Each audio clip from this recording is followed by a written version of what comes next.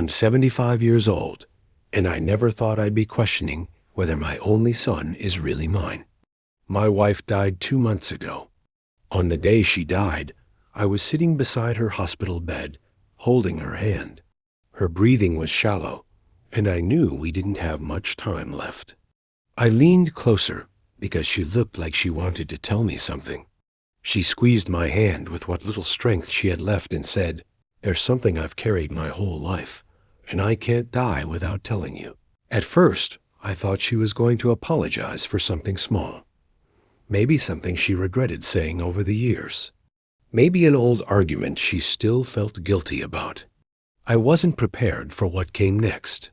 She looked straight into my eyes and whispered, "Our son isn't your biological son." I honestly thought I had misheard her. I asked her what she meant. She closed her eyes for a moment before speaking again. She told me that during the first years of our marriage, while we were living in our old neighborhood, she had an affair with the man who lived next door. I knew exactly who she was talking about. I can still picture him. We used to barbecue together in the summer. We'd sit outside drinking beer while our wives talked. I trusted that man enough to leave him alone in my house if I had to run to the store. She said the affair didn't last very long. According to her, it happened only for a short period, and she ended it because she realized she wanted our marriage. Then she found out she was pregnant. She never knew whose child it was.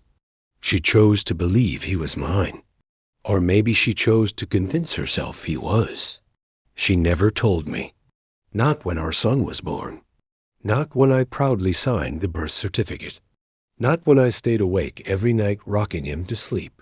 Not when I worked double shifts because diapers, school fees, and groceries weren't going to pay for themselves.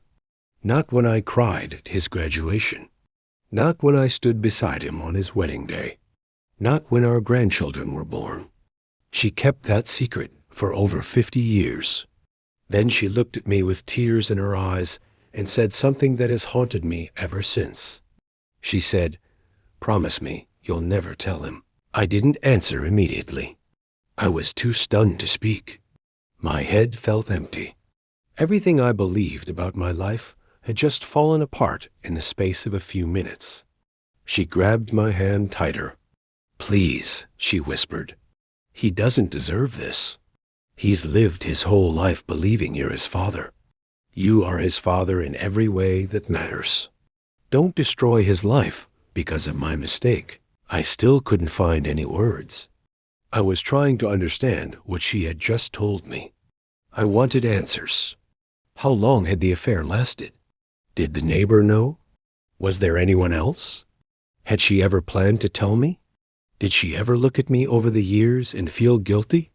Did she ever see that man again after our son was born? I had 1,000 questions, but I never got to ask a single one. A few seconds later, she took her last breath. Just like that. No explanations. No chance to argue. No chance to forgive. No chance to understand. Just silence. A nurse walked into the room a few moments later and quietly covered her with the white sheet. I just sat there staring at her face. I wasn't crying. I wasn't angry. I was numb. Then I heard footsteps behind me. It was my son. He walked in smiling, still holding the cup of coffee he'd gone downstairs to buy for his mother. The smile disappeared the moment he saw the room. He collapsed into my arms, crying like a little boy. He kept saying, "Dad, what are we going to do now?" I hugged him tighter than I ever had in my life. And for the first time, I didn't know if I had the right to call him my son. He's in his 40s now. He's married, has children of his own, and has always been the kind of son any father would be proud of. He calls me every week. Sometimes he drops by unexpectedly with my grandchildren just to make sure I'm eating properly. Every Father's Day, he thanks me for everything I did for him. Every single time he says those words, I feel something twist inside my chest, because I don't know if I'm living a lie or protecting him from one. Part of me feels betrayed beyond words. The woman I loved more than anyone else looked me in the eyes for over 5 decades and never told me the truth. She watched me build my entire identity around being a father while knowing there was a chance I wasn't.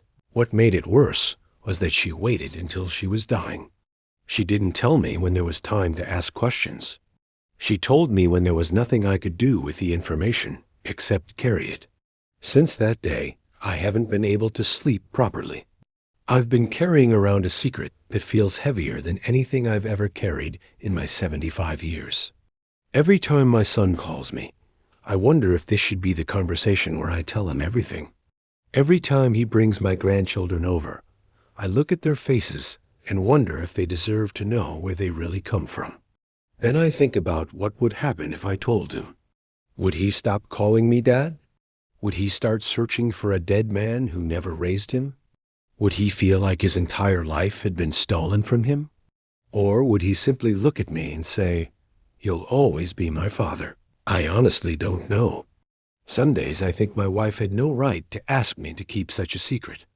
Other days I think honoring her final wish is the last act of love I can give the woman I spent my life with. The truth is, I'm trapped. If I tell my son, I could destroy the life he spent decades building. If I stay silent, I carry a secret that grows heavier every single day. Lately, another thought has been creeping into my mind. I've been thinking about secretly taking a DNA test. For all I know, my son could still be my biological child. That possibility has been giving me just enough hope to keep me from completely falling apart. I need to know whether my wife died telling me the truth, or whether guilt convinced her of something that wasn't true. If the test proves he's my biological son, then I can finally put my wife's confession to rest. I can grieve her, bury this painful chapter with her, and never speak of it again. But if the test confirms that he isn't, then I'll be faced with the hardest decision of my entire life. Do I honor the dying wish of the woman I loved for more than 50 years? Or do I tell the only son I've raised that the man he's called Dad his entire life may not be his biological father? I never imagined that at 75 years old, I'd be carrying a burden like this.